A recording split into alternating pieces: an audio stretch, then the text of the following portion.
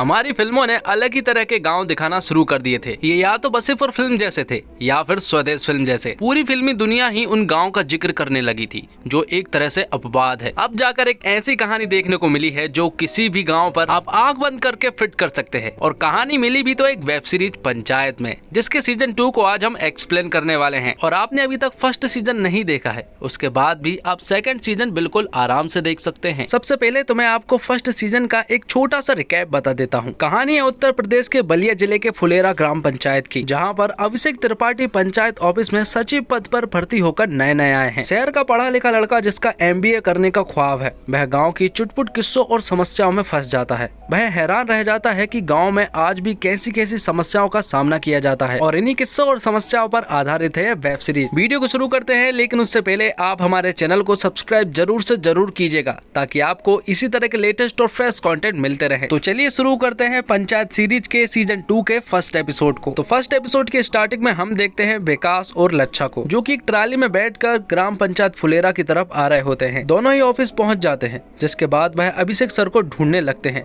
लेकिन ऑफिस में बहुत देर तक ढूंढने के बाद उन्हें अभिषेक सर अभी तक नहीं मिल पाए थे। जिसके बाद उनकी नजर पड़ती है टंकी पर, जहाँ से अभिषेक सर नीचे उतर कर आ रहे होते हैं और उनके हाथ में था चाय का थर्मस। और इससे भी बड़ी बात यह है कि उनके चेहरे पर थी एक स्माइल, जो लच्छा और विकास ने तो पहले कभी नहीं देखी थी। और इस स्माइल की वजह है रिंकी, जिनकी फर्स्ट सीजन के एंड में टंकी पर ही मुलाकात हुई थी। इस स्माइल को लच्छा और विकास ने भी नोटिस कर लिया था। जिसके बाद वह लोग उनसे पूछते हैं कि आखिर वह कहाँ पर गए थे, तो अभिषेक उन्हें बताता है कि वह टंकी पर चाय पीने के लिए गया था। यहाँ पर लच्छा और विकास आपस में बात कर रहे होते हैं कि इस तरह से खुश अभिषेक सर को उन्होंने काफी अरसे के बाद देखा है, लेकिन वह क्या बात होगी जिसके कारण वह इतना खुश नजर आ रहे हैं। और जब अभिषेक सर अंदर आते हैं तो वह दोनों को बताते हैं कि एक दिन उनकी मुलाकात रिंकी से हुई थी। वह वहाँ पर चाय पी रही थी, तो उसने सोचा क्यों ना आज वह भी टंकी पर जाकर चाय पिए। और इतना कहते ही विकास और लच्छा को अभिषेक सर पर शक होने लगता है कि कहीं अभिषेक सर और रिंकी के बीच में कोई लफड़ा तो चालू नहीं हो गया। अब आगे सीन शिफ्ट होता है पंचायत की तरफ हो रही मिट्टी की खुदाई की तरफ, जहाँ पर विकास लच्छा से कहता है कि उसे ऐसा लगता है कि रिंकी और अभिषेक सर के बीच में कुछ चल रहा है। थोड़ी देर के बाद वहाँ पर अभिषेक सर आते हैं और उन्हें पता चलता है कि वह लोग पंचायत की मिट्टी को परमेश्वर जी के यहाँ पर बेचते हैं। दरअसल परमेश्वर जी का एक ईंट का भट्टा है, जिसमें उन्हें हमेशा ही मिट्टी की जरूरत पड़ती रहती है।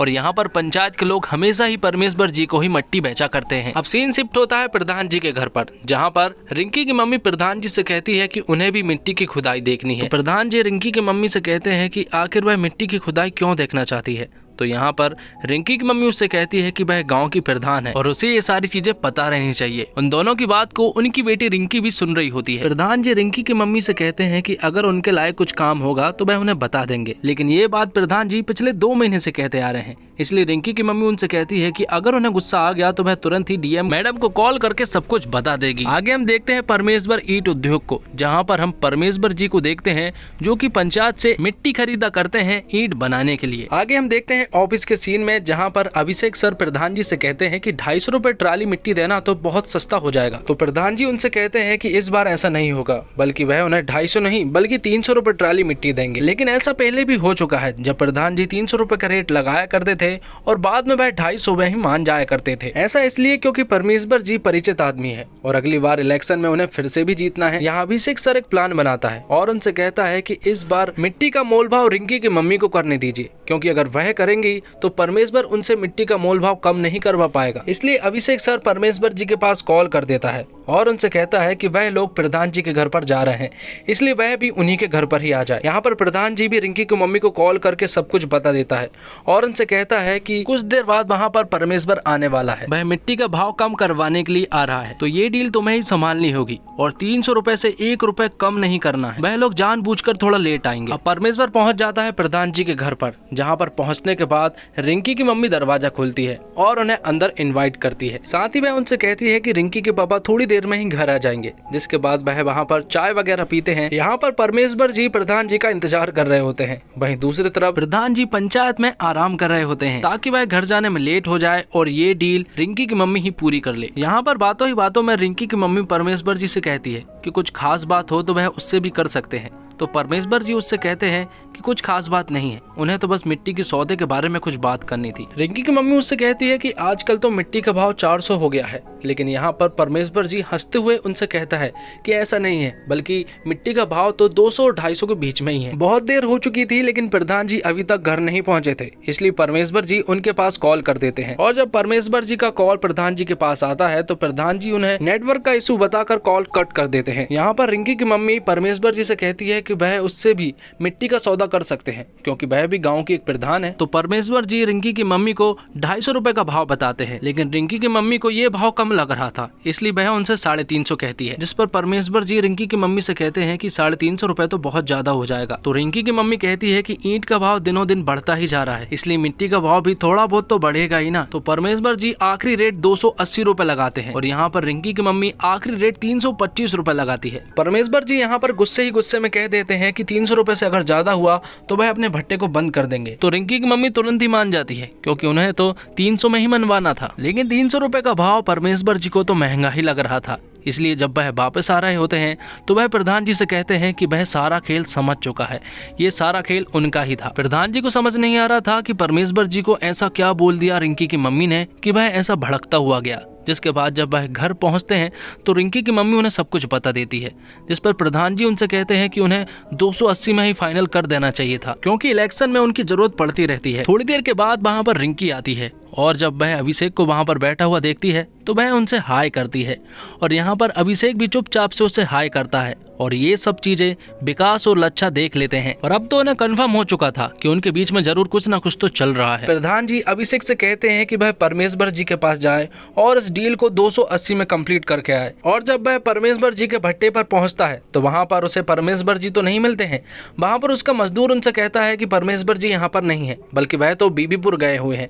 साथ में वह उन्हें यह भी बताता है कि परमेश्वर जी बहुत ज्यादा गुस्से में लग रहे थे। दूसरी तरफ ऑफिस में हम लच्छा और विकास को बात करता हुआ देख पाते हैं, जो कि रिंकी और अभिषेक सर के बारे में बात कर रहे होते हैं। विकास लच्छा से कहता है कि उन्हें अभिषेक सर से बात करनी चाहिए कि रिंकी से वह दूर रहे, कि तभी वहां पर अभिषेक सर आ जाते हैं और वह उनसे कहते हैं कि परमेश्वर बीबीपुर चला गया है नाच देखने के लिए और अब तो वह वहां पर नहीं जाने वाला। तो विकास लच्छा से कहता है कि इससे अच्छी जगह नहीं हो सकती अभिषेक सर से बात करने के लिए, इसलिए वह दोनों ही अभिषेक सर को मनाने लगते हैं बीबीपुर जाने के लिए। और बहुत देर तक मनाने के बाद आखिरकार अभिषेक सर मान जाते हैं। अब बीबीपुर में रात के सीन में हम देखते हैं एक डांस शो को, जहाँ पर परमेश्वर के साथ साथ कई सारे लोग मौजूद थे जो कि उस डांस शो को एंजॉय कर रहे थे। और यहाँ दूसरी तरफ विकास लच्छा और अभिषेक सर बीबीपुर के लिए निकल जाते हैं। परमेश्वर यहाँ पर नोटिस करता है कि जो 2 लड़कियां स्टेज पर नाच रही हैं, उनमें से एक लड़का है और वह ये बात धीरे धीरे करके सबको बताने लगता है और ये बात पूरे शो में फैल जाती है। और जब अभिषेक सर उस शो में पहुंचते हैं तो उन्हें पता चलता है कि वहां पर तो तोड़ फोड़ हो चुकी है और परमेश्वर जी उन लोगों से झगड़ भी रहे थे। और जब परमेश्वर इन लोगों को देखता है तो वह इन लोगों के पास आता है और उनसे पूछता है कि आखिर वह लोग यहाँ पर क्या कर रहे हैं, जिसके बाद वह यहाँ का पूरा मामला बताने लगता है। वह उनसे कहता है कि स्टेज पर 2 लड़कियां नाच रही थी, उनमें से एक लड़का था और जब ये बात सारे लोगों को पता चली तो उन लोगों ने यहाँ पर तोड़ फोड़ करना स्टार्ट कर दिया। तो अभिषेक सर उनसे पूछते हैं तो आपका इन लोगों से क्या लेना देना। तो परमेश्वर जी उनसे कहता है कि जिस आदमी ने लोगों को बताया था कि वह लड़का है वह मैं ही हूँ। अभिषेक सर मुद्दे की बात करता है और उनसे कहता है कि प्रधान जी ने 280 में भाव करने को कहा है। इतना कहकर वह जाने लगते हैं, लेकिन तभी परमेश्वर जी उनसे कहता है कि इस तोड़फोड़ के चक्कर में उन दोनों लड़कियों में से एक लड़की को चोट लग गई है और अब उसे कोई भी क्लिनिक नहीं ले जा रहा है और वह खुद भी नहीं ले जा सकता, क्योंकि उसे सभी लोग जानते हैं अगर वह उस लड़की को लेकर गया और लोगों ने देख लिया तो उसकी बेइज्जती हो जाएगी। इसलिए वह अभिषेक सर से कहता है कि वह उसे लेकर चला जाए, क्योंकि उसे कोई भी नहीं जानता है और उनकी बेइज्जती तो हो ही नहीं सकती। इसलिए अभिषेक सर ही उस लड़की को क्लिनिक लेकर जाता है और उनकी मलहम पट्टी करवाता है। यहाँ पर उस लड़की के पास पैसे भी नहीं थे, इसलिए अभिषेक सर ही पैसे दे देता है। अब दोनों बाहर खड़े हुए थे जो कि उनके ट्रक का इंतजार कर रहे होते हैं और उनसे थोड़ी ही दूर पर परमेश्वर, विकास और लच्छा भी खड़े हुए थे। यहाँ पर वह दोनों कुछ आपस में बात कर रहे होते हैं, जिनमें अभिषेक सर उससे कहते हैं कि वह ये नाच गाना छोड़ क्यों नहीं देती, जिस पर वह लड़की उनसे पूछती है कि वह क्या करता है, जिस पर अभिषेक बताता है कि वह ग्राम पंचायत फुलेरा में सचिव है। जिस पर वह लड़की कहती है क्या उसे ये काम अच्छा लगता है, तो अभिषेक उससे कहता है कि नहीं, वह साथ में MBA की पढ़ाई भी कर रहा है। जिस पर वह लड़की कहती है कि एक तरह से आप भी नाच ही रहे हैं और जाते जाते वह लड़की कहती है इस दुनिया में सभी लोग कहीं ना कहीं नाच ही रहे हैं। थोड़ी देर के बाद वहाँ पर विकास और लच्छा आते हैं और वह अभिषेक सर से कहते हैं कि क्या वह उसकी गर्लफ्रेंड बन चुकी है, जिस पर अभिषेक सर उनसे कहता है कि वह उसकी गर्लफ्रेंड क्यों बनेगी, यहाँ से निकलने के लिए 1 साल ही तो बचा है, इसलिए वह यहाँ पर गर्लफ्रेंड क्यों बनाएगा। इस बात को सुनने के बाद लच्छा और विकास को एहसास होता है कि रिंकी और अभिषेक के बीच में ऐसा कुछ भी नहीं चल रहा है। और इसी के साथ एपिसोड 1 खत्म होता है। तो सेकंड एपिसोड की स्टार्टिंग में हम देखते हैं भूसड़ और उसकी वाइफ को, जो कि फुलेरा गाँव की तरफ आ रहे होते हैं और वह फुलेरा में ही रहते हैं। आते हुए वह देखते हैं कि सड़क बहुत ही ज्यादा खराब है, इसलिए उन्हें आने में बहुत ज्यादा प्रॉब्लम हो रही थी। इसलिए वह लोग घर न जाकर सीधे ही पंचायत ऑफिस पहुंच जाते हैं, जहां पर प्रधान जी तो नहीं थे, वहां पर अभिषेक सर थे। इसलिए वह अभिषेक सर से कहते हैं कि इलेक्शन के दौरान प्रधान जी ने वादा किया था कि वह इस सड़क को बनवाएंगे, लेकिन ये सड़क अभी तक नहीं बन पाई है। भूसड़ अभिषेक सर से कहता है कि वह 1 तारीख को फाइनल करे, वरना वह यहीं पर पेट्रोल डालकर आत्महत्या कर लेगा। अभिषेक उससे कहता है कि उसके हाथ में कुछ भी नहीं है, अब प्रधान जी से ही डायरेक्ट बात क्यों नहीं कर लेते। तो भूसड़ अभिषेक सर से कहता है कि हमारी उनसे बोलचाल बंद है। तो अभिषेक सर उनसे कहते हैं कि वह प्रधान जी से बात करेगा। उनके जाने के बाद वह विकास से पूछता है कि भूसड़ की प्रधान जी से बोलचाल क्यों बंद है। तो विकास अभिषेक सर को बताता है कि सिर्फ प्रधान जी से ही नहीं, बल्कि लच्छा, हमसे और प्रधान जी तीनों से ही उनकी बोलचाल बंद है, वो भी एक बावासीर के छोटे से स्लोगन की वजह से। आखिर में अभिषेक सर विकास से पूछते हैं कि क्या प्रधान जी ने इलेक्शन के दौरान सचमुच वादा किया था सड़क बनवाने का, जिस पर विकास कहता है कि उन्होंने वादा किया था। अब इस बारे में बात करने के लिए अभिषेक सर पहुंच जाते हैं प्रधान जी के घर पर, जहां पर वह प्रधान जी से कहता है कि गांव से लेकर मेन रोड तक सड़क जो है वह बहुत ही ज्यादा खराब है और गांव के लोग शिकायत लेकर उसके पास आ रहे हैं। प्रधान जी उनसे कहते हैं कि उनके पास इतना फंड तो नहीं है, अगर होता तो वह सड़क बनवा देते। जिसके बाद वह 1 मिनट अभिषेक सर को रुकने के लिए कहते हैं और अंदर जाने लगते हैं। अभिषेक सर समझ जाते हैं कि ये लौकी लेने के लिए जा रहे हैं, इसलिए वह उनसे कहते हैं कि लौकी मत लाइएगा, क्योंकि वह खा खा के पक गया है। लेकिन मजाल की कोई प्रधान जी के घर से बिना लौकी के निकले। अब जब अभिषेक सर अपने ऑफिस की तरफ जा रहे होते हैं, तभी उन्हें चाय की टपरी पर भूसड़ मिलता है। उनके आते ही वह सड़क के बारे में पूछने लगता है, जिसके बदले में अभिषेक सर उससे कहते हैं कि अभी कुछ कह नहीं सकते। तो भूसड़ कहता है कि उसने गलत आदमी से सड़क बनवाने को कह दिया है, क्योंकि वह तो प्रधान जी का ही आदमी है। तो अभिषेक सर उससे कहता है कि वह कोई प्रधान जी का आदमी नहीं है, बल्कि वह तो सिर्फ अपना काम कर रहा है। तो भूसड़ उससे कहता है कि अगर खास आदमी नहीं होते तो वह तुमको लौकी नहीं देते। वह जानता है कि प्रधान जी सिर्फ खास आदमी को ही लौकी दिया करते हैं। और जाते जाते भूसड़ अभिषेक सर से कह देता है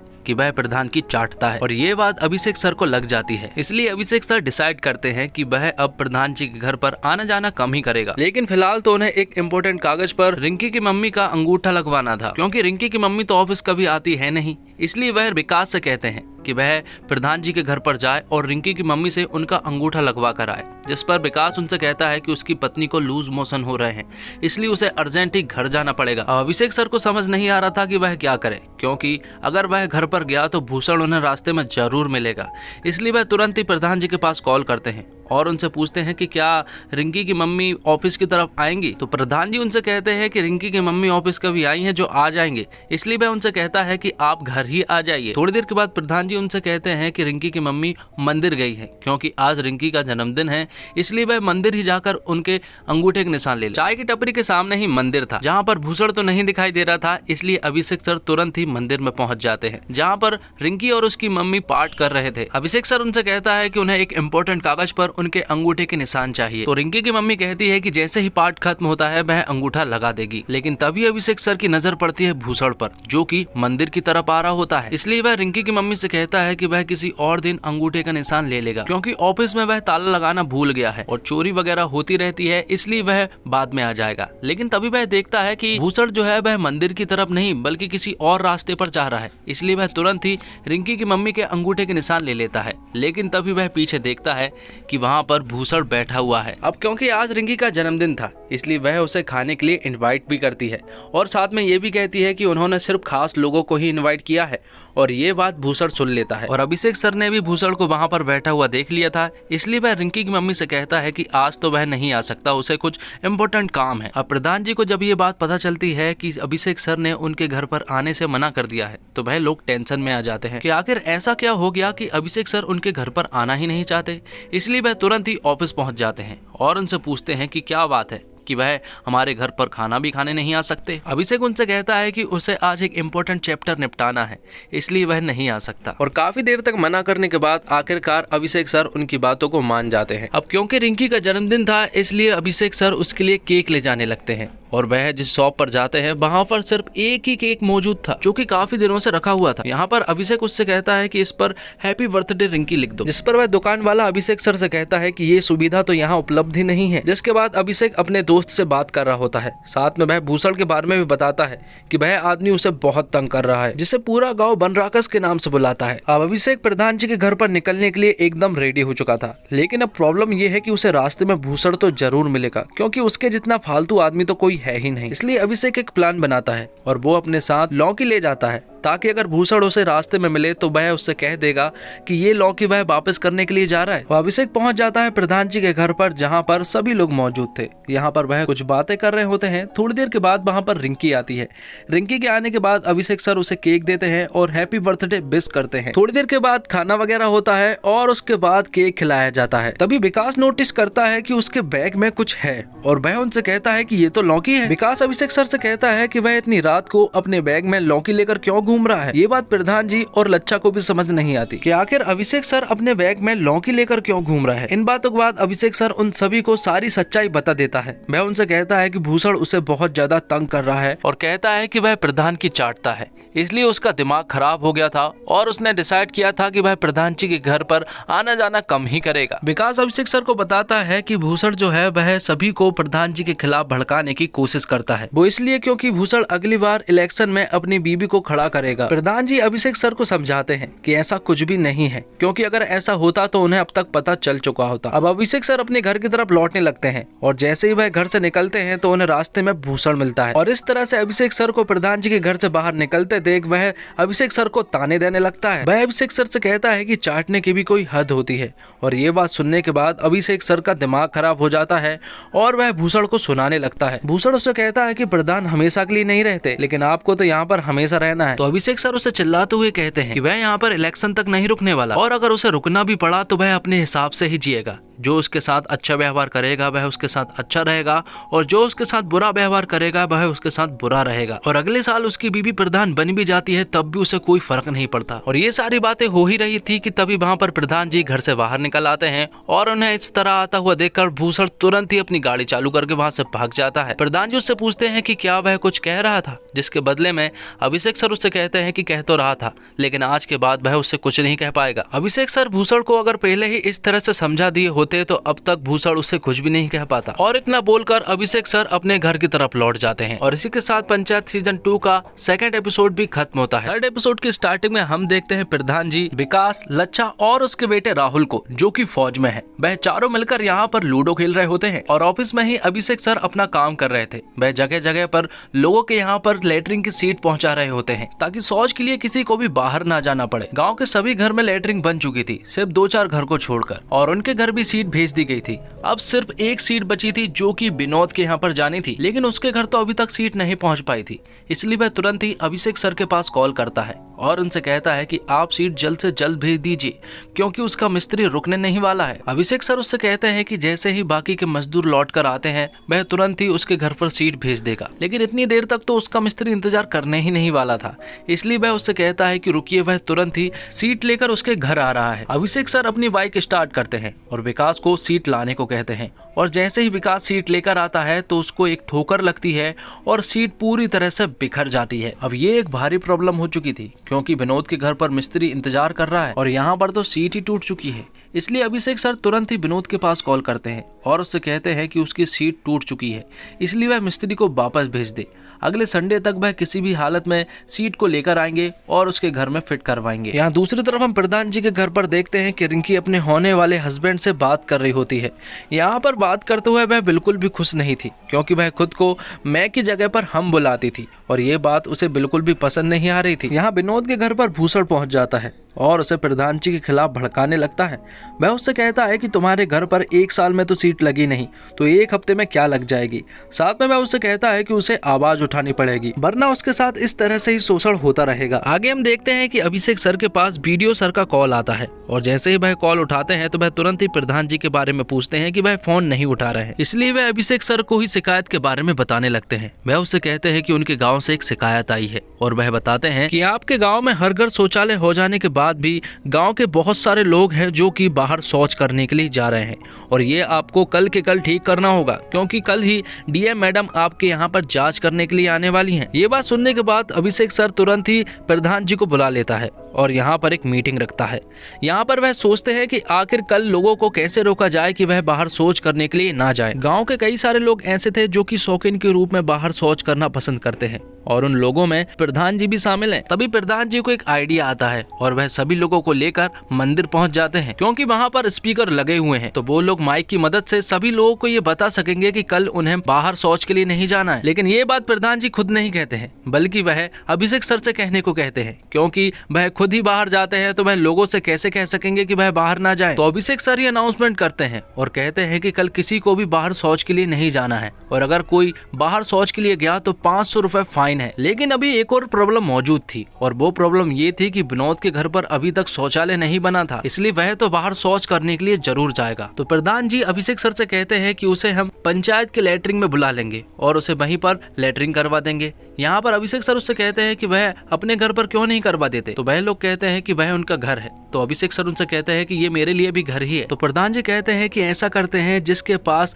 विनोद का घर रहेगा उसी के घर पर वह कर लेगा। तो लच्छा तुरंत ही मना कर देता है, क्योंकि उसका ही सबसे पास घर था। वह लोग विनोद के पास कॉल भी करते हैं, लेकिन उसका मोबाइल स्विच ऑफ आ रहा था, इसलिए वह उसके पास एक मैसेज छोड़ देते हैं कि उसे आखिर शौच करना कहाँ पर है। इस मैसेज को लेकर विनोद पहुंच जाता है भूषण के पास और भूषण अपना काम करता है जो वह करता है, भड़काने का। भूषण विनोद से कहता है कि ये पंचायत के लोग तुम्हारे साथ गेम खेल रहे हैं, इसलिए तुम्हें क्रांति बनना होगा और इन सबको सबक सिखाना होगा। भूषण विनोद से कहता है कि कल डीएम मैडम जांच के लिए आने वाली है, इसलिए वह सुबह जल्दी उठकर मैडम के आने से पहले वहां पर लैट्रिन कराए। विनोद इस बात से इनकार करता है। वह उससे कहता है कि अगर वह पकड़ा गया तो लोग उसे बहुत मारेंगे। तो भूषण उससे कहता है कि वह अपने मुंह पर गमछा लगा ले ताकि उसे कोई पहचान न पाए, और विनोद भी मान जाता है।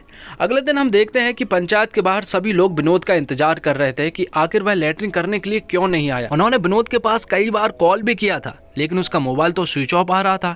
इसके बाद अभिषेक सर उन सभी से कहते हैं कि प्रधान जी यहाँ पर नहीं रहेंगे, क्योंकि डीएम मैडम उन्हें देखकर ही चिढ़ जाती है। और साथ में वह ये भी कहते हैं कि विकास और लच्छा जाकर विनोद को ढूंढेंगे और उसे यहाँ लैट्रिन करने से रोकेंगे। थोड़ी देर के बाद वहाँ पर डीएम मैडम और वीडियो सर पहुँच जाते हैं। उनके मिलने के बाद वहाँ पर अभिषेक सर भी पहुँच जाते हैं। वहाँ पर डीएम मैडम देखती है कि एक आदमी बाल्टी लेकर आ रहा है। इसके बारे में वह अभिषेक सर से पूछते हैं, तो अभिषेक सर उनसे कहता है कि कोई भी लैट्रिन करने के लिए लोटा लेकर जाता है, ना कि बाल्टी।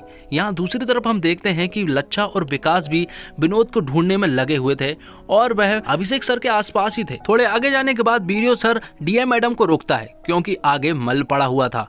उसे देखकर डीएम मैडम अभिषेक सर से पूछती है कि आखिर ये क्या है। तो वीडियो सर उसका बचाव करते हुए कहते हैं कि ये मल नहीं है, बल्कि ये तो गोबर है। डीएम मैडम कहती है कि ये गोबर तो बिल्कुल भी नहीं लग रहा है, जिसके बदले में वीडियो सर कहते हैं कि ये एक सूखा मल है जो कि 2-4 दिन पहले निकाला गया है। डीएम मैडम कहती है कि आप उनका इतना बचाव क्यों कर रहे हैं। तो वीडियो सर कहते हैं कि वह बचाव नहीं कर रहा है, उसने ही तो इस मल के बारे में बताया है। यहाँ विनोद और लच्छा की नजर विनोद पर पड़ जाती है, जो कि अपने मुंह को छुपाकर वहाँ पर करने वाला था। यहाँ पर वीडियो सर डीएम मैडम को कुछ बता ही रहा होता है कि तभी अचानक से अभिषेक सर की नजर पड़ जाती है विनोद पर, जो कि वहाँ पर करने वाला था। और डीएम मैडम की नजर भी विनोद पर पड़ जाती है। वह देखती है कि वहाँ पर उन्होंने कुछ देखा था, लेकिन वह लोग कहते हैं कि वहाँ पर तो कोई नहीं है। दरअसल विनोद को विकास और लच्छा ने उसके करने से पहले ही उसे पकड़कर ले गए थे। और यहाँ पर डीएम मैडम कहती है कि उसने कुछ तो देखा था, इसलिए वह भी उनके नजदीक जाने लगती है।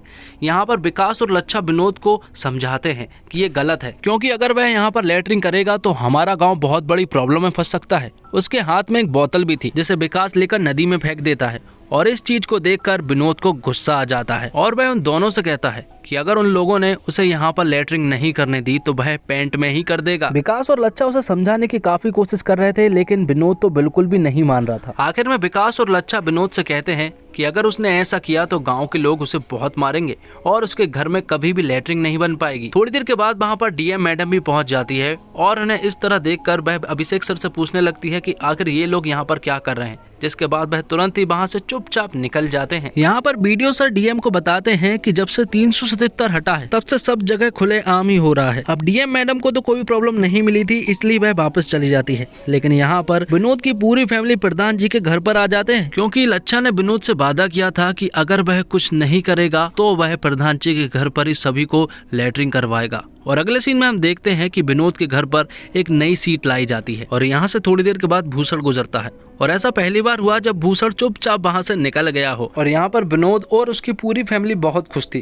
क्योंकि उनके घर पर लैट्रिन लगने वाली थी। और इसी के साथ पंचायत सीजन 2 का एपिसोड 3 खत्म होता है। 4th एपिसोड के स्टार्टिंग में हम देखते हैं अभिषेक और विकास को, जो कि अपने ऑफिस में बैठकर खाना खा रहे होते हैं और उन्हें इंतजार है एक जीप का, जो कि नशा मुक्ति अभियान के लिए लाई जानी है। और तभी विकास एक कार को निकलते हुए देखता है और वह अभिषेक सर को बताता है कि ये कार प्रधान जी के घर पर जा रही है क्योंकि आज वह लोग लड़के वाले को देखने के लिए किसी रेस्टोरेंट में जाने वाले हैं। थोड़ी देर के बाद जब वह बाहर आते हैं तो वहाँ पर नशा मुक्ति अभियान की जीप आ जाती है जिसमें स्पीकर भी लगे हुए थे। वह जीप ऑफिस के सामने आकर खड़ी होती है और अभिषेक सर उसे बताने लगते हैं कि गाँव में किस तरह से उसे चक्कर लगाना है। अभिषेक सर उसे बताते हैं कि उसे पूरे गाँव में चक्कर लगाना है और लास्ट में लौटते हुए उसे कुछ नशा मुक्ति अभियान के कुछ पर्चे बांट देने हैं। तभी विकास नोटिस करता है कि उसकी जीप में से शराब की बदबू आ रही है, इसलिए वह तुरंत ही अभिषेक सर को बताता है। तो अभिषेक हैरान रह जाता है क्योंकि नशा मुक्ति अभियान की जीप को एक नशे में आदमी चलाएगा तो ये तो चौंकाने वाली ही बात है। अभिषेक तुरंत ही उस आदमी को जीप से उतरने को कहता है, लेकिन वह आदमी अभिषेक से कहता है कि वह खिलाड़ी आदमी है, वह बलिया जिले से यहाँ तक आया है और अभी तक उसने एक भी एक्सीडेंट नहीं किया है। अभिषेक सर उससे कहते हैं कि हमें कैसे पता कि आपने एक भी एक्सीडेंट नहीं किया है। तो वह आदमी कहता है तो चाहे तो आप टायर चेक कर लीजिए, जिस आदमी की जवान लड़खड़ारी हो वह जीप कैसे चला सकता है। इसके बावजूद अभिषेक सर उसे जीप ले जाने को कह देते हैं और गांव का चक्कर धीरे धीरे लगाने को कह देते हैं। जैसे ही वह आदमी जीप लेकर निकलता है, शुरुआत में ही पता चल जाता है कि वह आगे जाकर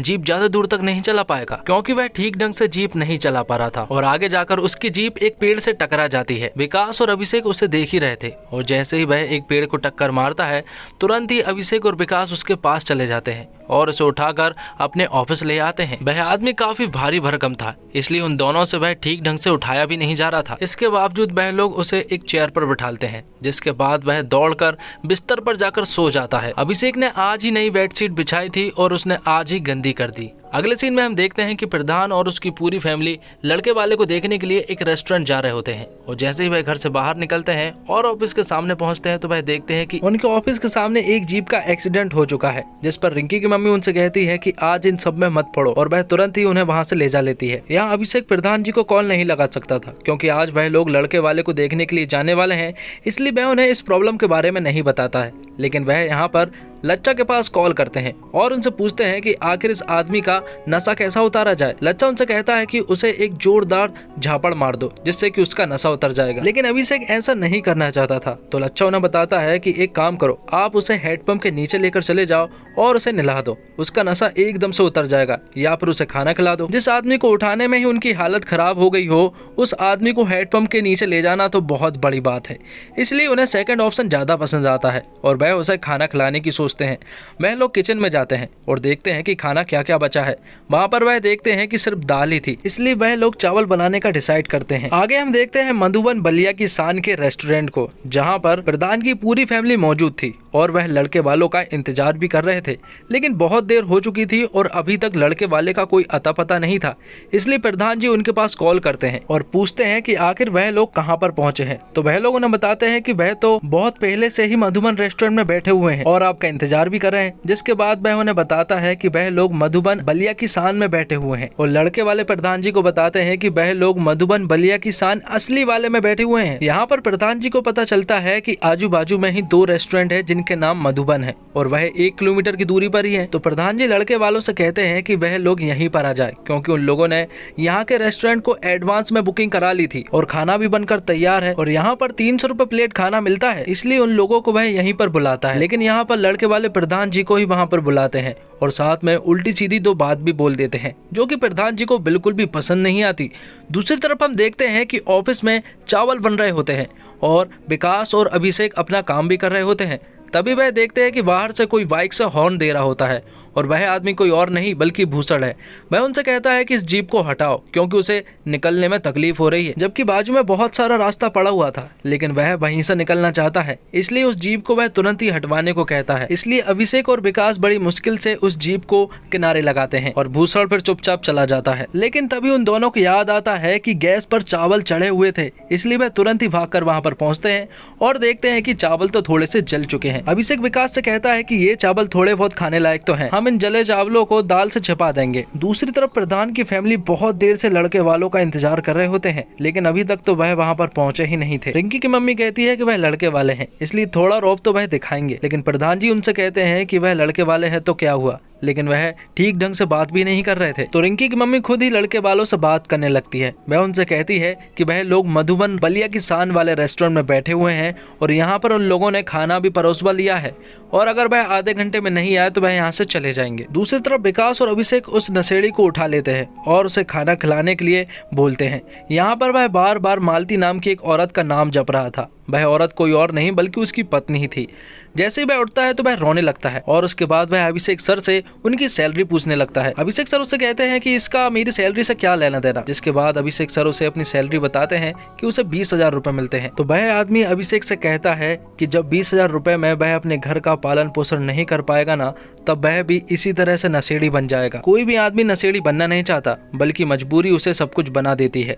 ये बात कहीं ना कहीं अभिषेक को लग जाती है और इतना बोलने के बाद वह आदमी सो जाता है। यहाँ रेस्टोरेंट में लड़के वाले तो नहीं पहुंच पाए थे, इसलिए रिंकी की मम्मी उनसे कहती है कि चलिए घर चलिए, और वह सभी लोग घर की ओर रवाना होने लगते हैं। अब विकास भी ऑफिस से घर जाने लगता है और जाते जाते वह अभिषेक सर से कहता है कि वह उस नशेड़ी की बातों पर ज्यादा ध्यान न दे, क्योंकि वह तो नशे में है। अभिषेक सर उसकी बातों को सोचने लगते हैं और बाहर आकर वह उसकी रखी हुई सिगरेट को भी पीने लगते हैं। और जैसे ही वह सिगरेट पी ही रहे होते हैं कि तभी थोड़ी देर के बाद वहां पर लच्छा और उसका बेटा स्टेशन की तरफ जा रहे होते हैं। दरअसल वह उसके बेटे राहुल को स्टेशन छोड़ने के लिए जा रहे थे। यहाँ अभिषेक सर टेंशन में आ चुके थे, इसलिए वह अपने पंचायत वाले ग्रुप में हाय भेज देता है। वहीं दूसरी तरफ ये मैसेज प्रधान जी भी देख लेते हैं और वह भी इसका रिप्लाई हाय से कर देते हैं। ग्रुप के चारों लोग एक्टिव हो चुके थे। आपको इस ग्रुप के बारे में तो मालूम ही होगा, जब भी कोई टेंशन में आता है तो वह उस ग्रुप में हाय लिख देता है और फिर शाम को वह सभी लोग शराब पीते हैं। लच्छा उनसे कहता है कि आज तो उसे शराब पीना ही था, वह लोग हाय पहुंचाए या फिर नहीं,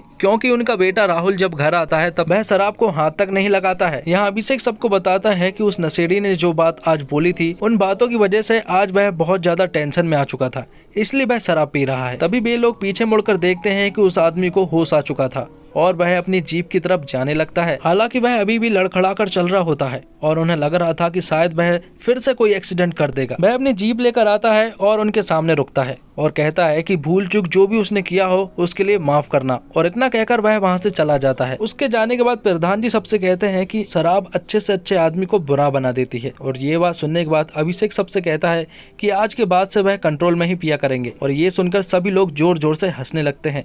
और इसी के साथ एपिसोड 4 खत्म होता है। 5th एपिसोड की स्टार्टिंग में हम देखते हैं कि फुलेरा गांव में अब सीसीटीवी फुटेज लगने जा रहे हैं, जहां पर माधव नाम का आदमी विकास से पूछता है कि क्या इस सीसीटीवी कैमरे में सब कुछ दिखाई देगा। तो विकास उनसे कहता है कि फिलहाल जो आप हाथों से कर रहे हैं वो सब भी दिखाई देगा।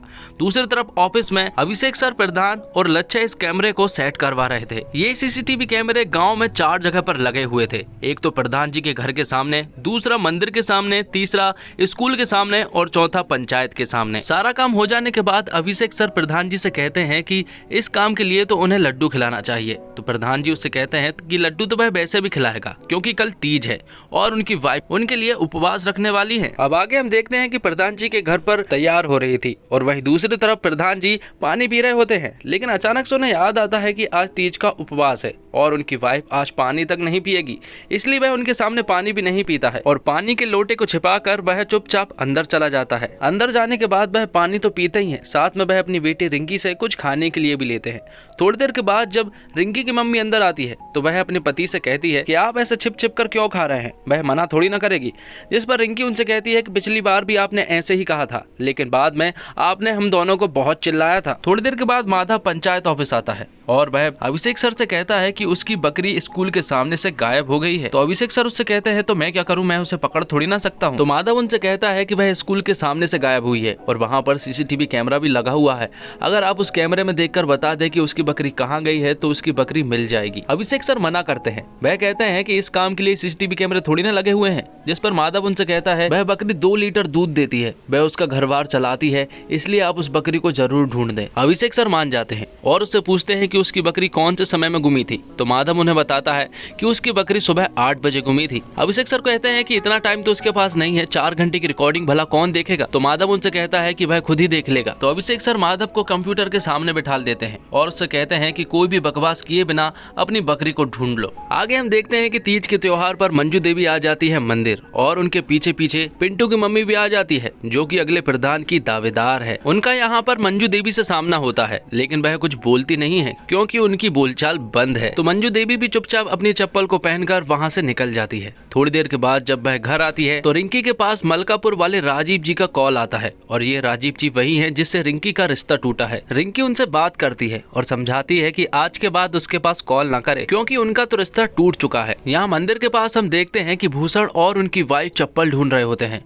उन्हें शक है कि कोई उनकी चप्पल को चोरी करके ले गया है और यहाँ पर पुरानी चप्पल छोड़ गया है। पिंटू की मम्मी भूषण को बताती है कि उसने कुछ दिन पहले ही न्यू चप्पल खरीदी थी और आज वह चोरी हो गई, इसलिए वह लोग मंदिर में पूछने लगते हैं कि क्या किसी ने ये चप्पल पहन कर गया है। तो सभी लोग मना करने लगते हैं। तभी भूषण की नजर पड़ती है ऊपर लगे कैमरे की तरफ, इसलिए वह तुरंत ही पहुंच जाते हैं पंचायत ऑफिस।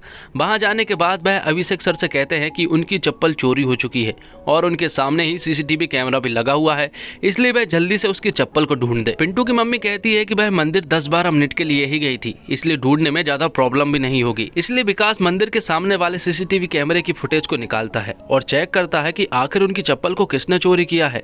यहाँ पर पता चलता है कि चप्पल को किसी और ने नहीं बल्कि प्रधान जी की वाइफ मंजू देवी ने पहन कर गई है और उसे इस तरह देखकर पिंटू की मम्मी और भूषण गुस्से से लाल हो जाते हैं क्योंकि एक तो उनकी बोलचाल बंद है, दूसरी तरफ उन्होंने उनकी नई चप्पल चोरी कर ली थी। अभिषेक सर समझ जाते हैं कि अब तो कुछ न कुछ प्रॉब्लम आने वाली है क्योंकि पिंटू की मम्मी और भूषण ऐसी ही बातों का बतंगड़ बनाने में एक्सपर्ट है। यहाँ पर वह अभिषेक सर से कहते हैं कि वह एफआईआर दर्ज करने जा रहे हैं क्योंकि मंजू देवी ने उनकी चप्पल चोरी कर ली है। अभिषेक सर उन्हें समझाते हैं कि ये गलती से हुआ है क्योंकि दोनों की चप्पलें सेम थी, इसलिए मंजू देवी ने गलती से वो चप्पल पहनकर चली गई है। लेकिन यहाँ पर पिंटू की मम्मी और भूषण तो मानने के लिए बिल्कुल भी राजी ही नहीं थे। वह तो केस करने की बात कहने लगते हैं और वहाँ से चले जाते हैं और मंजू देवी की पुरानी चप्पल भी वहीं पर छोड़ देते हैं। यहाँ प्रधान जी के घर पर मंजू देवी उनको बताती है कि दोनों की चप्पलें सेम थी, इसलिए गलती से उन्होंने ये चप्पल पहनकर आ गई थी। लेकिन यहाँ पर तो वह घबरा जाते हैं और सोचने लगते हैं कि आखिर मंजू देवी को कितने दिन की जेल होगी। तभी अभिषेक सर को एक आइडिया आता है और विकास को वह अपने साथ लेकर चले जाते हैं। वह डायरेक्ट भूषण के घर के पास गाड़ी को रोकते हैं और चप्पल को लेकर पीछे के रास्ते से जाते हैं। वहां जाकर वह जोर से चप्पल को फेंकते हैं जो कि भूषण के घर के पार चली जाती है। अभिषेक सर को यह एहसास हो गया था कि ये चप्पल भूषण के घर में नहीं बल्कि ये चप्पल तो भूषण के घर के पार हो चुकी है। यहाँ दूसरी तरफ प्रधान जी और लच्छा ये सोच में पड़े हुए थे कि आखिर इतना टाइम क्यों लग रहा है। अब अभिषेक सर और विकास सामने वाले घर से उनकी चप्पल वापस लाते हैं और इस बार अभिषेक सर ही भूषण के घर पर वह चप्पल फेंकते हैं। वह चप्पल सही जगह पर जाती है पर इस तरह से सही जगह पर जाती है जहाँ पर उसे नहीं जानी चाहिए थी।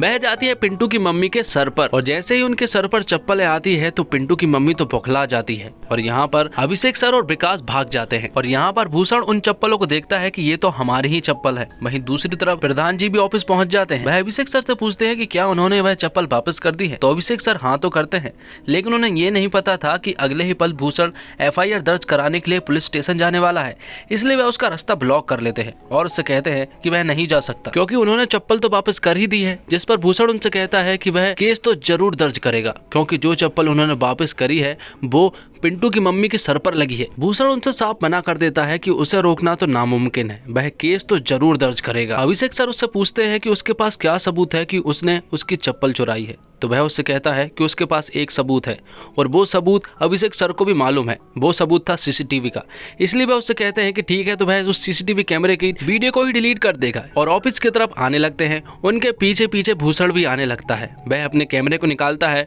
और उनसे कहता है कि अगर उसने सीसीटीवी कैमरे के वीडियो को डिलीट किया तो वह अपने कैमरे की वीडियो से रिकॉर्ड करके सबूत बना लेगा। तो प्रधान जी उससे कहते हैं कि तू बना ले, वीडियो रिकॉर्ड करने के बाद हम उसे भी डिलीट कर देंगे और तेरे मोबाइल को भी। भूषण यहाँ पर माधव से कहता है कि तुमने ये सब कुछ देखा है इसलिए तुम मेरे सबूत बनोगे। तो अभिषेक सर माधव से कहते हैं कि तुम्हारी बकरी वाली वीडियो भी बाजू में ही है, अगर उसने कुछ बोला तो वह उसे भी डिलीट कर देगा। तो माधव भूषण से कहता है कि तुम बहुत बकवास आदमी हो और यहाँ पर अभिषेक सर फाइनली उस वीडियो को डिलीट कर देते हैं और भूषण से कहते हैं कि तुझसे जो बने अब वो कर लेना। थोड़ी देर के बाद प्रधान जी के घर से कॉल आता है और उन्हें पता चलता है कि पिंटू की मम्मी और मंजू देवी में झड़प हो चुकी है, इसलिए सभी लोग प्रधान जी के घर पर जाने के लिए निकल जाते हैं। वहाँ जाते ही वह लोग मंजू देवी और पिंटू की मम्मी की झड़प को रोकते हैं। पिंटू की मम्मी बहुत ज्यादा गुस्से में थी और वह उनसे कहती है कि अगले इलेक्शन में वह उन्हें देख लेगी, वह चुन चुन कर सबका बदला लेगी और मंजू देवी भी कहाँ कम पड़ने वाली थी। वह उससे कहती है कि जो बने वो कर लेना।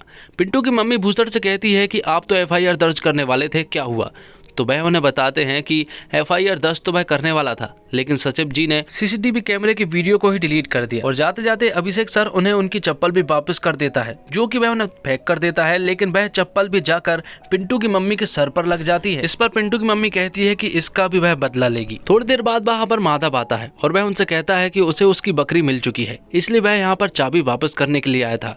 मंजू देवी उससे कहती है कि अगले इलेक्शन में वोट हमें ही देना। तो माधव उनसे कहता है कि भाई वोट तो नहीं देगा, बस एक प्रॉब्लम है, बस वो वहाँ की खराब सड़क को ठीक करवा दे। तो मंजू देवी प्रधान जी से कहती है कि अगला इलेक्शन अगर उन्हें जीतना है तो सड़क जरूर बननी चाहिए। और इसी के साथ एपिसोड 5 खत्म होता है। 6 एपिसोड के स्टार्टिंग में हम देखते हैं प्रधान जी को, जो कि अपनी बहुत सारी लौकियों में से एक लौकी को चुन रहे होते हैं। दरअसल आज वह विधायक से मिलने वाले हैं और उनसे सड़क के सिलसिले में बात भी करनी है। मंजू देवी प्रधान जी से कहती है कि कुछ भी हो जाए वह सड़क के लिए फंड जरूर लेकर आना। अब वह लोग पंचायत ऑफिस पहुंच जाते हैं, जहाँ पर जाकर वह अभिषेक सर से पूछते हैं कि क्या वह भी साथ चलना चाहते हैं, लेकिन वह तो साफ मना कर देते हैं। थोड़ी देर के बाद वहाँ पर विकास आ जाता है, जिसने बहुत सारा परफ्यूम लगाया हुआ था। और यहाँ हम देखते हैं कि रिंकी के पास एक अननोन नंबर से फोन आता है, और जैसे ही वह फोन उठाती है तो उसे पता चलता है कि ये किसी अननोन नंबर का कॉल नहीं, बल्कि ये तो राजीव का कॉल है, जो कि किसी अननोन नंबर से ही फोन लगा रहा है। दरअसल राजीव रिंकी को बहुत ज्यादा तंग कर रहा था, इसलिए रिंकी ने उसके नंबर को ब्लॉक कर दिया था। और अभी भी वह उससे यही कहती है कि उससे बात उसे नहीं करनी, अगर उसने अगली बार कॉल किया तो वह अपने पापा को बता देगी। आगे हम देखते हैं कि प्रधान जी विधायक के यहाँ पर पहुंच जाते हैं, जहाँ पर बहुत सारी भीड़ थी और कई सारी कार खड़ी हुई थी, जो कि सारी ही विधायक जी की ही थी। प्रधान जी यहाँ पर विधायक जी का इंतजार कर रहे थे, क्योंकि वह उन्हें बुलाने वाले थे। और जैसे ही वह अंदर बुलाते हैं तो वह उन्हें तुरंत ही लौकी दे देते हैं। विधायक जी उनसे कहते हैं कि ये लौकी आप मुंह में ठूसेंगे क्या, वहाँ पर रख दीजिए। विधायक जी का व्यवहार बिल्कुल भी ठीक नहीं था, वह सबसे ऐसे ही बात करते हैं। थोड़ी देर के बाद उन्हें एक गंदी सी स्मेल आने लगती है और वह उनसे पूछने लगते हैं कि ये किस चीज की स्मेल है। तो विकास उन्हें बताता है कि ये उसका परफ्यूम है। ये सुनने के बाद विधायक जी तुरंत ही विकास को बाजू में बिठाल देते हैं और उससे कहते हैं कि यहाँ पर परफ्यूम लगाकर आना वर्जित है। अब प्रधान जी मुद्दे की बात पर आते हैं और विधायक जी से कहते हैं कि उन्हें उनके गांव की सड़क बनवानी है, जिसमें उन्हें 30 से 35 लाख रुपए लगने वाला है, इसलिए वह चाहते हैं कि वह उनकी पंचायत में सड़क के नाम पर फंड दे। ये बात सुनने के बाद विधायक जी प्रधान जी से कहते हैं कि 30-35 लाख तो आप ऐसे बोल रहे हैं जैसे कि पान खाकर थूक देना। थोड़ी देर के बाद यहाँ पर विधायक जी का आदमी आता है और वह उनसे कहता है कि जिस धरने पर वह जा रहे हैं वहाँ पर जाने के लिए उनके पास 4-5 आदमी कम पड़ रहे हैं। तो वह यहाँ पर प्रधान जी लच्छा और विकास को भी उस ट्रॉली में बिठाल देते हैं और कहते हैं कि ये धरना हमारे लिए बहुत ज्यादा इम्पोर्टेंट है। विधायक जी उन्हें बताते हैं कि वह लोग एक रेलवे ट्रैक पर धरना देने के लिए जा रहे हैं, क्योंकि फकौली स्टेशन पर एक एक्सप्रेस ट्रेन नहीं रुकती है और वह चाहते हैं कि वह एक्सप्रेस ट्रेन फकौली स्टेशन पर रुके, और इसी बात का धरना देने के लिए वह उस ट्रैक पर जा रहे हैं। साथ में वह ये भी कहते हैं कि थोड़ी देर के बाद वह भी वहाँ पर आ जाएंगे। दूसरी तरफ हम देखते हैं कि रिंकी अभिषेक सर से मिलने के लिए उनके ऑफिस आ जाती है और अभिषेक सर रिंकी को देखकर खुश हो जाते हैं, जिसके बाद रिंकी उन्हें उनकी प्रॉब्लम बताती है। वह बताती है कि राजीव से उनका रिश्ता टूट चुका है, इसके बावजूद वह कॉल लगाकर उसे परेशान कर रहा है। उसने उसका नंबर भी ब्लॉक कर दिया था, लेकिन उसने उसके पास आज अननोन नंबर से कॉल लगाया और फिर से उसे तंग करने लगा है। यहाँ दूसरी तरफ हम देखते हैं कि फकौली स्टेशन पर प्रधान जी और उनके साथियों ने धरना देना स्टार्ट कर दिया है, जबकि विकास और लच्छा तो पेड़ के नीचे मस्त आराम कर रहे होते हैं। थोड़ी देर के बाद प्रधान जी विधायक के आदमी से कहते हैं कि उसे टॉयलेट लगी है, इसलिए वह भी उस पेड़ के नीचे जाकर आराम करने लगते हैं। अब विधायक के आदमी के पास विधायक जी का कॉल आता है और वह वहाँ की सिचुएशन के बारे में पूछते हैं और साथ में वह दुबे जी के बारे में पूछते हैं कि वह कहाँ पर है। तो विधायक का आदमी विधायक को बता देता है कि वह तो मस्त पेड़ के नीचे आराम कर रहे हैं और ट्रेन बस आने ही वाली है। यहाँ अभिषेक सर रिंकी से राजीव का नंबर ले लेता है और उसके पास कॉल लगा देता है। साथ में वह फोन को लाउड स्पीकर पर भी रख देता है ताकि रिंकी भी ये सारी बातें सुन सके। राजीव के पास फोन लगने के बाद अभिषेक सर उससे कहते हैं कि वह गाजियाबाद पुलिस स्टेशन से बोल रहा है और उसके नाम की एक कंप्लेंट आई है कि वह रिंकी नाम की लड़की को तंग करता है। वैसे ही पुलिस स्टेशन में बहुत सारे केस पड़े हुए हैं और वह नहीं चाहता कि वह एक और केस दर्ज करे। ये बातें सुनने के बाद राजीव तो पूरी तरह से घबरा ही जाता है और उनसे कहता है कि आज के बाद वह कभी भी रिंकी को कॉल नहीं करेगा। ये बातें सुनने के बाद रिंकी अभिषेक सर को थैंक यू कहती है और वहाँ से चली जाती है। यहाँ दूसरी तरफ विधायक के आदमी अभी तक धरना दे रहे होते हैं, लेकिन थोड़ी देर के बाद ही वहाँ पर पुलिस की एक टोली आ जाती है और वह धरना दे रहे लोगों को भगाने लगती है। अब थोड़ी देर के बाद विधायक के आदमी के पास विधायक जी का कॉल आता है और वह वहाँ के बारे में पूछते हैं। विधायक का आदमी उन्हें बताता है कि यहाँ पर कुछ पुलिस वाले आ गए हैं और वह हमारे लोगों को बेरहमी से मारे जा रहे हैं। जिसके बाद जब वह प्रधान जी को कॉल देते हैं तो वह उनसे कहते हैं कि वह लोग ट्रैक पर ही लेट जाए। और ये बात सुनने के बाद प्रधान जी सबसे कह देते हैं कि वह सभी लोग ट्रैक पर ही लेट जाए, लेकिन पुलिस वाले यहाँ पर विधायक के के सारे लोगों को तो भगा देते हैं, लेकिन यहाँ पर सिर्फ 3 ही लोग बच जाते हैं, जिनमें प्रधान, लच्चा और विकास मौजूद थे। तो वह तीनों को ही जेल में बंद करने के लिए ले जाने लगते हैं। अब बहुत देर हो चुकी थी, लेकिन प्रधान जी अभी तक घर नहीं पहुंचे थे, इसलिए मंजू देवी को उनकी टेंशन होने लगी थी। इसलिए रिंकी उनके पास कॉल करती है, लेकिन उनका मोबाइल तो स्विच ऑफ आ रहा था। जिसके बाद जब वह विकास और लच्चा के पास कॉल करती है तो उनका मोबाइल भी स्विच ऑफ ही आ रहा था। इसलिए मंजू देवी अभिषेक सर के पास कॉल कर देती है और उन्हें बताती है कि प्रधान जी अभी तक घर नहीं लौटे हैं, क्योंकि प्रधान जी तो यहाँ पर पुलिस स्टेशन में बैठे हैं। यहाँ पर वह इंस्पेक्टर से काफी बार कह चुके हैं कि वह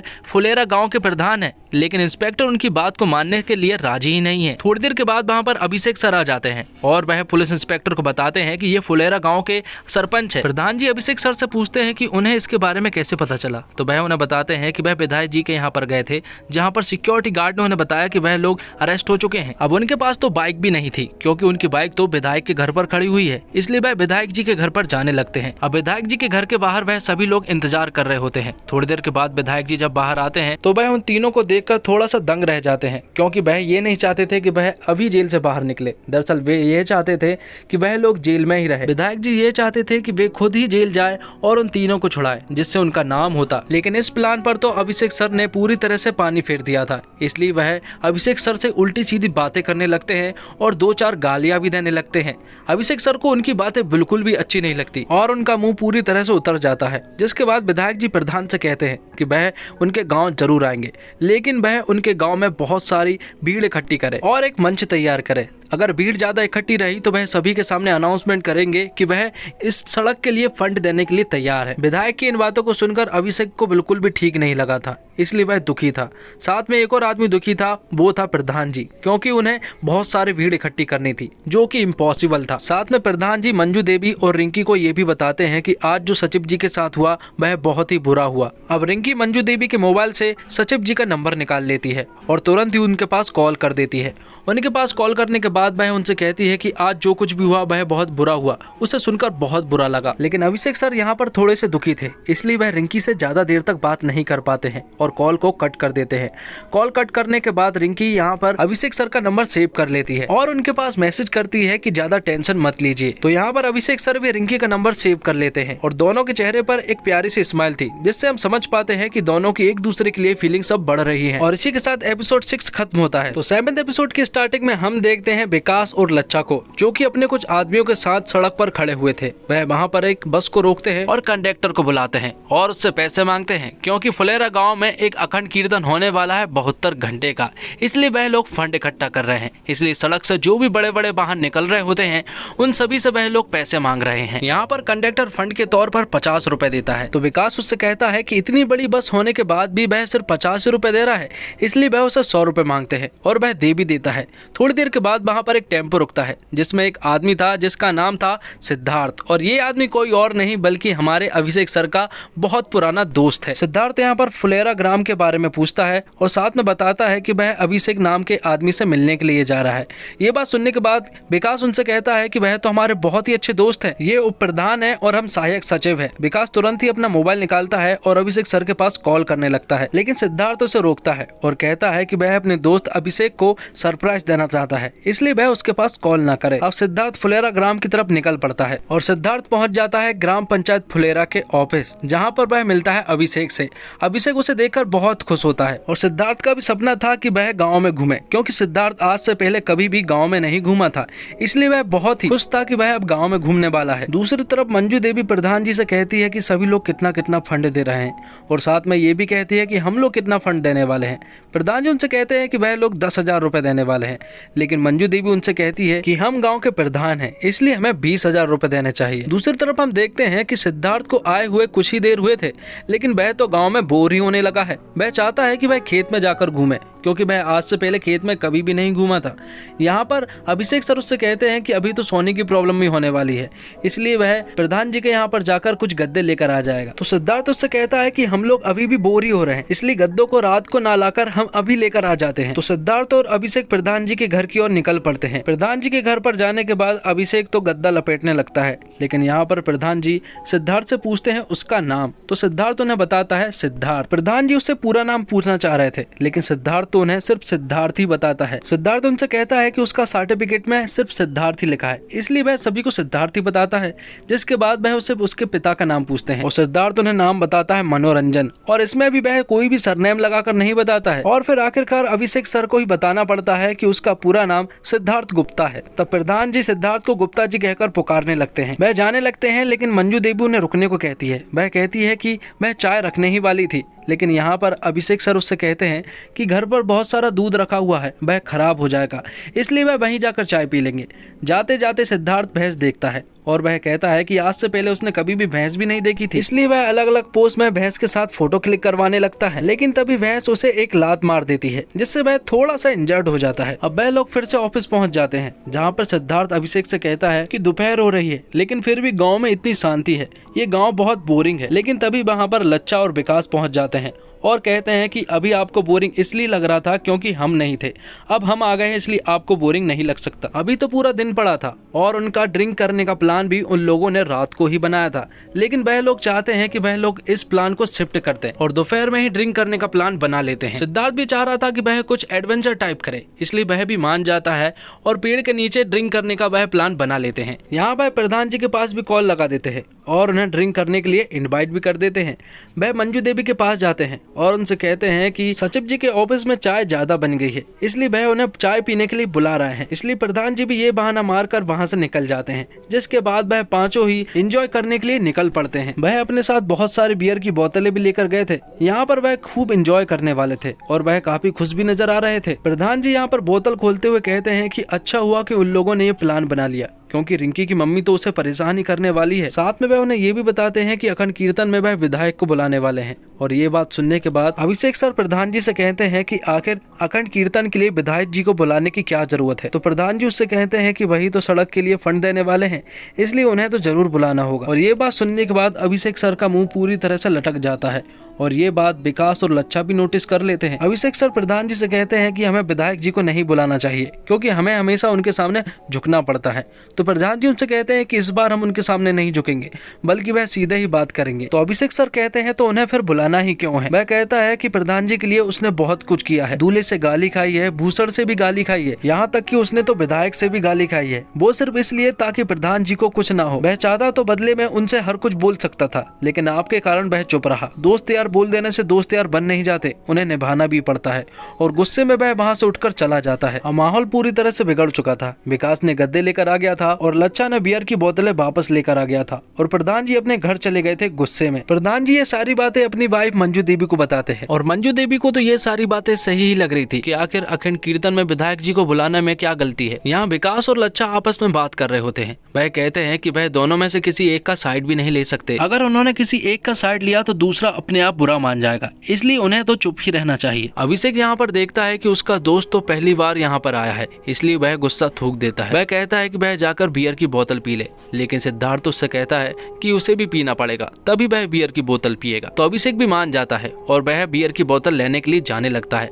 और जैसे ही वह बियर की बोतल लेने के लिए जाता है तो वहाँ पर एक सांप दिखता है और वह वहाँ से चिल्लाते हुए भागने लगता है। इसलिए वह दोनों तुरंत ही अपने ऑफिस का दरवाजा बंद करते हैं और तुरंत ही लच्छा के पास कॉल लगाते हैं और बताते हैं कि ऑफिस में सांप घुस चुका है, इसलिए वह तुरंत ही वहाँ पर पहुँच जाए। लच्छा सांप की खबर सुनकर वह तुरंत ही प्रधान जी के पास भी कॉल कर देता है और उन्हें भी बता देता है, जिसके बाद वह तीनों ही तुरंत ही ऑफिस पहुँच जाते हैं लाठी लेकर। प्रधान जी यहाँ पर अभिषेक से पूछते हैं कि आखिर यहाँ पर कौन सा सांप था, तो वह उन्हें बताता है कि शायद यहाँ पर अजगर टाइप का था। तो वे लोग सिद्धार्थ और अभिषेक को बाहर ही खड़ा कर देते हैं और तीनों अंदर जाकर चेक करने लगते हैं। विकास अभिषेक सर के रूम को चेक कर रहा होता है और तभी अचानक से उसे कुछ सांप जैसा दिखाई देता है और वह तुरंत ही भागकर आकर कुर्सी पर खड़ा हो जाता है।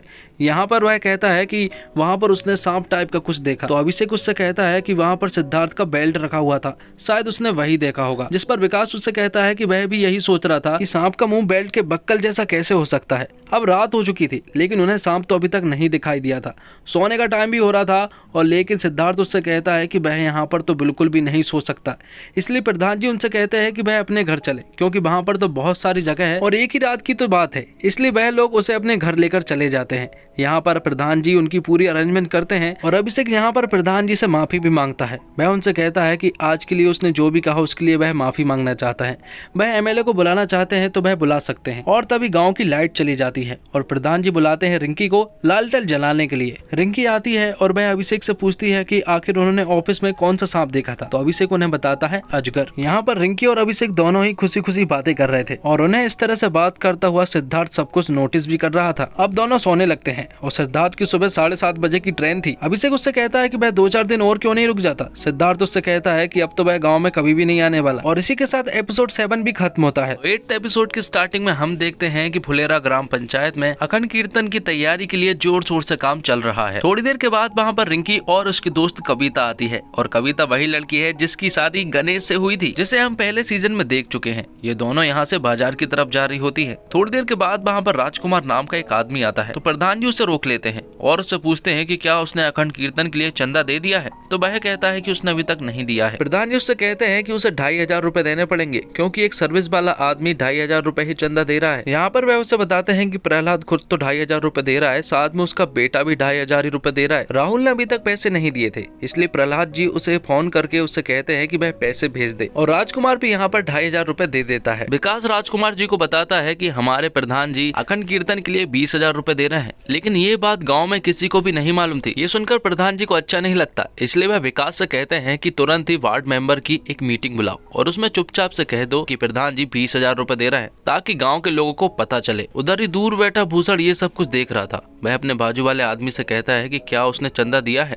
तो वह हाँ में जवाब देता है, लेकिन भूसड़ ने अभी तक चंदा नहीं दिया था क्योंकि उससे किसी ने मांगा ही नहीं था, क्योंकि भूसड़ की फैमिली से उनका बोलचाल बंद है। ये बात वह अपनी वाइफ को बताता है कि उन लोगों ने हमसे चंदा नहीं लिया है। ये एक बहुत बड़ी पॉलिटिक्स है। अब वार्ड मेंबर की मीटिंग बुलाई जाती है जिसमें सभी लोग अखंड कीर्तन के बारे में बात कर रहे होते हैं। साथ में यहाँ पर धीरे से बात अनाउंस की जाती है कि प्रधान जी अखंड कीर्तन के लिए 20,000 रुपए दे रहे हैं। थोड़ी देर के बाद ही वहाँ पर भूसड़ और उसकी वाइफ आ जाती है और वह वार्ड मेंबर को बताते हैं कि हमसे चंदा नहीं लिया गया है, ऐसा क्यों हुआ। वह भी अखंड कीर्तन में अपना सहयोग देना चाहते हैं। तो विकास उनकी भी पर्ची काटने लगता है, लेकिन तभी भूसड़ रुकने को कहता है और उनसे कहता है कि उसका टेंट का बिजनेस है, इसलिए वह अखंड कीर्तन में अपने टेंट की सारी चीजें फ्री में देना चाहता है। और ये बात सुनने के बाद वार्ड मेंबर्स तालियां बजाने लगते हैं और प्रधान जी से कहते हैं कि ये तो कम से कम 30 से 35,000 रुपए का सहयोग है। ये बात सुनने के बाद प्रधान जी का थोड़ा मुंह तो लटक जाता है, क्योंकि जो तारीफ प्रधान जी बटोरने आए थे वह तारीफ तो भूसड़ ले गया है। अब सभी लोगों के जाने के बाद पंचायत के लोग आपस में डिस्कस कर रहे होते हैं कि भूसड़ हमारे साथ पॉलिटिक्स खेल रहा है। तो मंजू देवी प्रधान जी से कहती है कि वह विधायक को बुला ले और वह सड़क के बारे में 2-4 बात ही बोल देंगे, इतने में ही काम हमारा हो जाएगा। विधायक जी का नाम सुनते से ही अभिषेक सर का मुंह लटक जाता है। इसके बावजूद वह उनसे कहते हैं कि आप एमएलए को बुला लीजिए क्योंकि वह तो घर जाने वाला है। तो प्रधान जी विधायक जी के पास चले जाते हैं और यहाँ पर अभिषेक सर अपने घर जाने की टिकट ले लेते हैं। रास्ते में उन्हें रिंकी मिलती है और फिर वह साथ में बैठकर समोसे खाने लगते हैं। यहाँ पर अभिषेक सर बता देते हैं कि वह अपने घर जा रहा है। रिंकी समझ जाती है कि विधायक जी के आने के कारण ही अभिषेक सर अपने घर जा रहे हैं। यहाँ दूसरी तरफ विधायक जी के पास प्रधान जी एक बड़ा सा कटहल लेकर आते हैं। प्रधान जी विधायक जी को अखंड कीर्तन के लिए इनवाइट करते हैं और उनसे कहते हैं कि वहाँ पर बहुत सारी पब्लिक होने वाली है, इसलिए आप जरूर आइएगा। विधायक जी प्रधान जी से कहते हैं कि उस सचिव को हमसे दूर रखिएगा। तो प्रधान जी उससे कहते हैं कि वह तो कल ही अपने घर जा रहे हैं। प्रहलाद जी विधायक जी से कहते हैं कि आप अभिषेक सर को जितना गलत समझ रहे हैं वह उतना है नहीं। और ये बात सुनने के बाद तो विधायक जी गाली गलौज करने लगते हैं और उन तीनों को गालियां देने लगते हैं। ये सुनने के बाद प्रधान जी का दिमाग खराब हो जाता है और वह उनसे कहते हैं कि अब वह उल्टा सीधा नहीं सुनने वाले। तो विधायक जी भी उन तीनों को बाहर निकालने लगते हैं, लेकिन जाते जाते प्रधान जी उनसे कहते हैं कि ये आप बहुत गलत कर रहे हैं क्योंकि फुलेरा गांव में 1000 वोट है। प्रधान जी यहाँ पर विधायक जी को बहुत बुरी बुरी बातें भी बोलते हैं। यहाँ अभिषेक सर और रिंकी बाजार से अपने गाँव आ चुके थे और फिर थोड़ी ही देर के बाद प्रधान जी गुस्से में लाल होकर ऑफिस आते हैं और सचिव जी को बताते हैं कि उसने विधायक को बहुत चिल्लाया क्योंकि उसने आपको गालियां दी थी। ये बात सुनने के बाद अभिषेक सर को अंदर ही अंदर थोड़ा अच्छा तो लगा था। तभी विकास उनसे कहने लगता है कि विधायक जी के आने के कारण ही आप यहाँ से जा रहे थे, अब आप मत जाइए। तो अभिषेक सर उनसे कहते हैं कि टिकट कंफर्म हो चुकी है, इसलिए उसे तो जाना ही होगा। तब प्रधान जी प्रहलाद जी से कहते हैं कि आप उस टिकट को फाड़ दो और प्रहलाद जी भी ऐसे ही करते हैं। अब माहौल खुशी का था, इसलिए वह लोग अपना मौसम बना लेते हैं। उनमें एक बियर की बोतल ज्यादा थी और वह बोतल थी सिद्धार्थ की, क्योंकि वह तो बिना पिए ही वापस चला गया था, इसलिए वह उसके पास वीडियो कॉल करते हैं और बताते हैं कि उसकी बोतल सही सलामत रखी है। लेकिन तभी आता है प्रहलाद जी के पास एक फोन और उन्हें पता चलता है कि उनका बेटा राहुल शहीद हो चुका है। और ये बात सुनने के बाद प्रहलाद जी की जिंदगी पूरी तरह से उथल पुथल हो जाती है। राहुल के मृत शरीर को गाँव लाया जा रहा था और गाँव में एक बहुत बड़ी भीड़ लगी हुई थी। कुछ रिपोर्टर भी आए हुए थे जो कि ऑफिस में ही थे। वह आपस में बात भी कर रहे थे, जिनकी बात को अभिषेक सुन रहा था। वह कहते हैं कि प्रहलाद जी के जीवन में कोई नहीं था, ना तो उनके माता पिता, ना उनकी बीवी। उनका सिर्फ एक बेटा था, वो था राहुल, और आज वह भी नहीं रहा। राहुल सिर्फ प्रहलाद जी का ही बेटा नहीं था, बल्कि वह तो पूरे गांव का बेटा था। उसे सब चाहते थे। यहाँ प्रधान जी के पास एमएलए का बार बार कॉल आ रहा था और प्रधान जी बार बार उस फोन को कट करते जा रहे थे। वह मंजू देवी से कहते हैं कि विधायक गाँव में आने की फिराक में है, इसलिए जैसे ही वह गाँव में आए उसे तुरंत ही वापस भेज देना। थोड़ी देर के बाद फुलेरा गाँव में विधायक जी की गाड़ियों की एंट्री होना स्टार्ट हो जाती है और वहाँ पर मंजू देवी ने ढेर सारी औरतों को इकट्ठा कर रखा था और वह सभी लोग उनके सामने खड़े हो जाते हैं। मंजू देवी उनसे कहती है कि उन्हें गांव में आने की कोई जरूरत नहीं है, वह वापस चले जाए। जिस उप प्रधान को उन्होंने गालियां दी थी वह कोई और नहीं बल्कि राहुल के पिता ही थे और आज वह सद्भावना देने आ गए। विधायक जी मंजू देवी से कहते हैं कि फंड की थोड़ी कमी थी, इसलिए वह लोग उनकी सड़क को नहीं बना पाए। तो मंजू देवी उनसे कहती है कि रोड बनाने के लिए फंड लगता है, लेकिन अच्छे बर्ताव वाले इंसान बनने के लिए कोई फंड नहीं लगता। इतना बोलकर मंजू देवी विधायक जी को अपने गांव से वापस भेज देती है और राहुल का अंतिम संस्कार शुरू हो जाता है। किसी पत्नी का पति नहीं रहता है तो उसे विधवा कहते हैं, बच्चों के माता पिता नहीं रहते हैं तो उन्हें अनाथ कहते हैं। लेकिन जब अपने माता पिता के बच्चे ही ना रहे, इसके लिए तो कोई शब्द ही नहीं है। शायद इसलिए क्योंकि ये दुख दुनिया का सबसे बड़ा दुख है। आज प्रहलाद जी को सद्भावना देने के लिए कई लोग होंगे, उनके गांव के लोग होंगे, शहर के लोग होंगे और पूरे देश के लोग होंगे, लेकिन आज उनके पास उनका परिवार ही नहीं है। राहुल के जाने के बाद प्रहलाद जी पूरी तरह से टूट जाते हैं। प्रधान जी का भी कहीं पर मन नहीं लगता क्योंकि वह उनका भी तो बेटा था। गांव की कई रातें ऐसे ही सन्नाटे में गुजरती है क्योंकि राहुल पूरे गांव और पूरे देश का बेटा था। 3 दिन हो चुके थे लेकिन प्रहलाद जी अभी तक घर से बाहर नहीं निकले थे, इसलिए प्रधान जी उनके पास जाते हैं और उन्हें घर से बाहर निकालते हैं। प्रधान जी प्रहलाद जी को ऑफिस लेकर जाते हैं और उसे खाना खिलाते हैं, लेकिन वह खाना ना खाकर रोने लगता है। वह कहता है कि वह अकेला पड़ चुका है, उसके परिवार में अब कोई भी नहीं बचा है। तो यहाँ पर वह तीनों मिलकर प्रहलाद जी को सद्भावना देते हैं और कहते हैं कि वह उनका पूरा परिवार है। और सीरीज के लास्ट सीन में हम देखते हैं कि एक पोस्टमैन रुकता है प्रधान जी के घर के सामने और जैसे ही मंजू देवी दरवाजा खोलती है, पोस्टमैन मंजू देवी से कहता है कि पंचायत ऑफिस में कोई नहीं था, इसलिए वह यहीं पर आ गया। वह मंजू देवी के हाथ में एक लेटर देता है और वह वहाँ से चला जाता है। मंजू देवी ये लेटर रिंकी के पास लेकर जाती है और उसे पढ़ने को कहती है।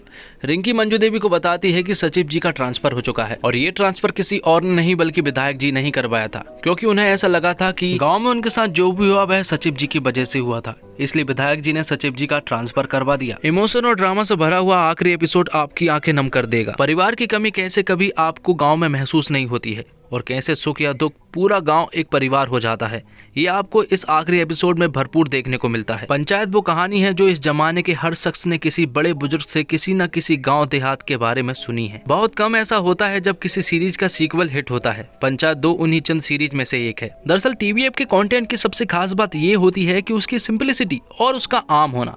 ऐसे इंसानों की कहानी है जो आपके हमारे जैसे लगे, यही पंचायत 2 की सबसे खासियत है। तो दोस्तों उम्मीद करता हूँ आपको ये वीडियो पसंद आई होगी। वीडियो अगर आपको जरा सा भी अच्छा लगा हो तो वीडियो को लाइक जरूर कीजिएगा और चैनल को भी जरूर से जरूर सब्सक्राइब कीजिएगा और साथ ही रहे आप हमारे सेकंड चैनल को भी जरूर सब्सक्राइब करें, उस पर भी आपको इसी तरह के लेटेस्ट और फ्रेश कंटेंट मिलते रहेंगे। मिलते हैं अगली एक और धमाकेदार वीडियो के साथ, तब तक के लिए थैंक्स फॉर वॉचिंग। जय हिंद, जय भारत।